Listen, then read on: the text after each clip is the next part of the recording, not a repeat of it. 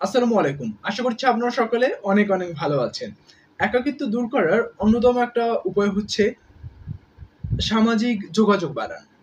একটা ভিডিওতে মেবি এভাবে বলেছিলাম যে সামাজিক যোগাযোগ মাধ্যমের থেকে একটু দূরে সরে আসেন বা একটু কম ব্যবহার করেন। কিন্তু এই ভিডিওতে বলছি সামাজিক যোগাযোগ বাড়ান। মাধ্যম নয়। মাধ্যমের কথা কিন্তু বলিনি। অর্থাৎ একটা হচ্ছে মাধ্যম যেটা অর্থাৎ সোশ্যাল মিডিয়া প্ল্যাটফর্ম যেগুলো এগুলো থেকে একটু দূরে সরে সামাজিক যে বাস্তবিক অর্থে যে যোগাযোগ এই যোগাযোগটা বাড়ানোর কথা বলছি এখানে। মূলত হচ্ছে সামাজিক যোগাযোগ বাড়াতে পারেন কিভাবে আপনি? ১ নম্বর পয়েন্ট হচ্ছে আপনার কাছের যে মানুষগুলো আছে তাদের সঙ্গে একটু বেশি কথা বলুন। আপনার আত্মীয়-স্বজন বা যারা আছে আপনার পাড়া-প্রতিবেশী তাদের সঙ্গে একটু ভালো যোগাযোগ রাখার চেষ্টা করুন। তাদের সঙ্গে একটু কথা বলুন। তাদের কাছে সুখ-দুঃখের কথা শেয়ার করতে পারেন। আপনার পরিবারের কাছেও শেয়ার করতে পারেন। তাহলে দেখবেন কি আপনার ভিতরে একটা ভালো একটা অবস্থান তৈরি হবে না আমি হচ্ছে মানুষের সঙ্গে কথা বলতে পারছি। মানুষের সঙ্গে যখন আপনি কথা বলবেন, চলাফেরা করবেন, মানুষকেও আপনি বুঝতে শিখবেন। অর্থাৎ আপনার পাশের যে মানুষ আছে তাদের কথাগুলো, তাদের হাসি, ঠাট্টা, আনন্দ, বেদনা সবকিছুই তো আপনি জানতে পারছেন। তাহলে তাদের কথাগুলো আপনি যখন জানবেন, আপনার কথা তারা জানবে, তখন আপনার একটা কথা বলার একটা স্পেস তৈরি হবে। অনেক সময় হয় কি আমরা যে অনেক মানুষ থাকে আমাদের জীবনে যাদের সঙ্গে একটু কথা বলতে পারলে ভালো লাগা কাজ করে। মানসিকভাবে মনে হয় না আমি অনেক ভালো আছি। এই অবস্থানটা তৈরি করার জন্য হলেও আপনার আত্মীয়স্বজন বা আ প্রতিবেশী যারা আছে তাদের সঙ্গে একটু কথা বলুন। ২ নাম্বার পয়েন্ট হচ্ছে নতুন মানুষদের সঙ্গে একটু পরিচিত হন। আপনি যে বয়সেই থাকেন না কেন, দেখেন একটা ছোট বাচ্চার কথা চিন্তা করেন। সেই বাচ্চা আস্তে, আস্তে যখন বড় হয় অনেক মানুষের সঙ্গে তার পরিচয় হয়।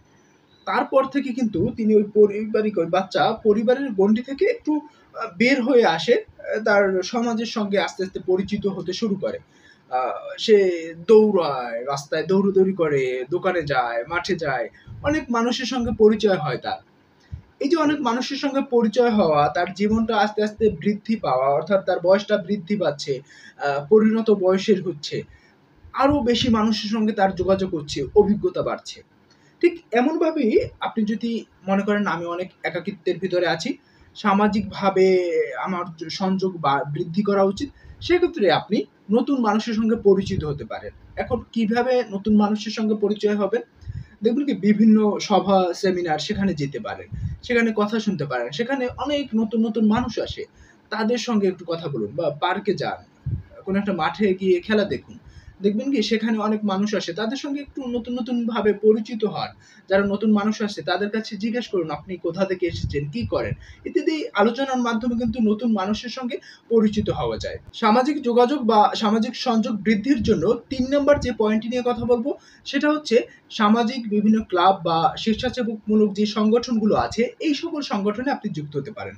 দেখুন ২ নাম্বার পয়েন্টে আমি বলেছিলাম নতুন মানুষের সঙ্গে পরিচয় হন বা পরিচিত হন।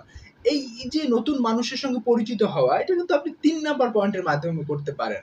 অর্থাৎ বিভিন্ন ক্লাব আছে বা বিভিন্ন সংগঠনে আপনি যদি যুক্ত হন, তাহলে দেখবেন কি আপনার অনেক মানুষের সঙ্গে পরিচয় হবে। এর ফলশ্রুতিতে আপনার তাদের সঙ্গে আপনার জীবনটা শেয়ার করতে পারছেন। আবার তারাও তাদের বিভিন্ন কথা আপনার মাঝে শেয়ার করছে। আবার দিন শেষে আপনি সামাজিক কাজ করছেন। বিভিন্ন সাংগঠনিক কার্যক্রম পরিচালনা করছেন বা বিভিন্ন স্থানে যাচ্ছেন।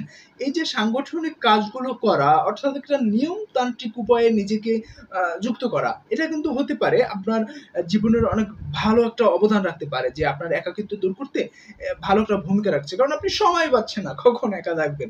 দিন শেষে দেখবেন আপনি অনেক ব্যস্ততার ভিতরে চলে যাবেন। আর অনেক ব্যস্ততার ভিতরে যখন মানুষ থাকে, তখন কিন্তু আসলে ওরকম একাকিত্ব তাকে বেশি আঘাত হানতে পারে না।